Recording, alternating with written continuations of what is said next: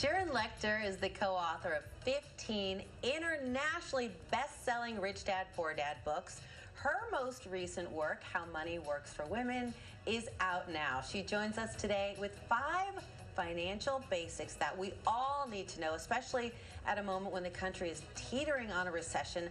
Money is tight for so many.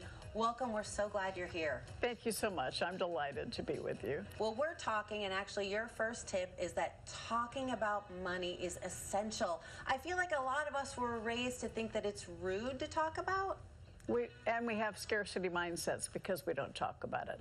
You grow up and you hear things like money doesn't grow on trees, pinch your pennies, save for a rainy day. Those are all negative statements. And so as a young child, you're hearing money negative, money negative, money negative. No wonder we develop a mindset of scarcity. We're afraid we're never going to have enough money. We get very emotional about money. And then when we actually start having some success, we're afraid we're going to lose it. So we have to deal with that negative mindset first and turn that into an abundance mindset.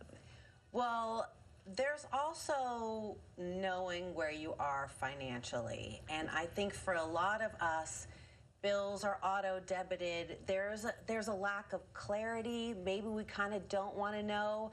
If I pulled 10 women off the street at any given moment and said, how much is in your savings account right now? How much is in your brokerage account right now? They might not have an answer exactly.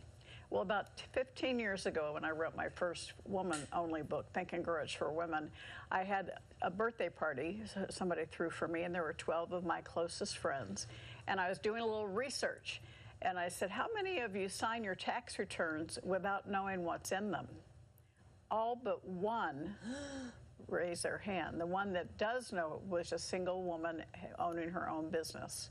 And so she knew what was in the tax return. And that was so startling to me because it kind of goes hand in hand with that fear, that mindset about money. You figure if you just put your head in the sand, you don't have to deal with it. I'll deal with it later. And that's such a problem. You have to start talking about money. You start educating yourself about money and figure out where you are today. And even if the picture is bleak, you're going to feel better because at least you know.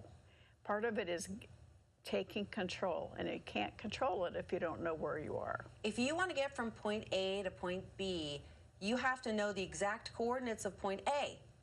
And that's what you're saying. Yeah, my dad said, map doesn't do you any good if you don't know where you are and where you want to go. Exactly. So kind of the same thing. You got to figure out where you are financially, and then one step at a time.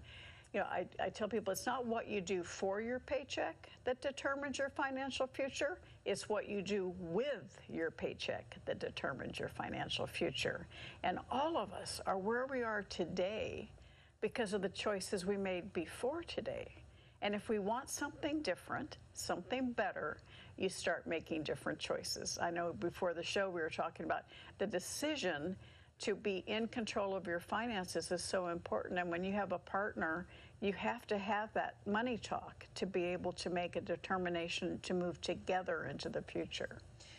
Well, we always hear about if you don't have your Starbucks every day, you can be rich in 10 years. It's become a trope. But one of your tips is to eliminate the unnecessary. How do you know what's unnecessary? Well, by opening your eyes. So do you want to go out to dinner with friends and spend $400 on your dinner, or would you rather have them over and have a barbecue in your backyard and spend $40 and take that $360 and start investing it? It's a choice. With every dollar you get in your hand, are you going to let it go away, or are you going to keep it and have it invest for you? Because when you turn that money into an asset, my favorite word on earth, by the way, asset, that asset starts working for you. And you're financially free when the income from your assets exceeds your monthly expenses. That means you're not fighting for a paycheck. Your assets are working for you. And so every single dollar. Now, women in particularly, we have this issue called compulsive shopping. Yeah, I'm familiar with that. Yeah, with that phrase. So I used to go in to buy one top, and I'd end up with 6, right? Oh, get it in every color, Sharon. And then I would realize when I was going to give things away, I was giving things away with tags on them. I said, okay, I got to stop this. I teach this stuff. I have to walk the talk. And so I created my own little 2-minute rule, and it's in the book, where I said I go and I still get that desire to buy more things, and I just walk away from them for 2 minutes, my 2-minute rule, and it gives you a time to separate the emotion from reality. And half the time, more than half the time, I don't go back and buy them, but sometimes I do. But I've given the process and the thought of saying this: how many times have you bought something and you never find anything to go with it, right? Yes.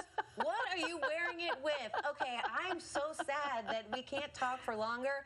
Your other 2 tips: make a plan, set goals, save and invest more money. If you want to know more about those, which you should, you can invest in what will be an asset to you. It's How Money Works for Women.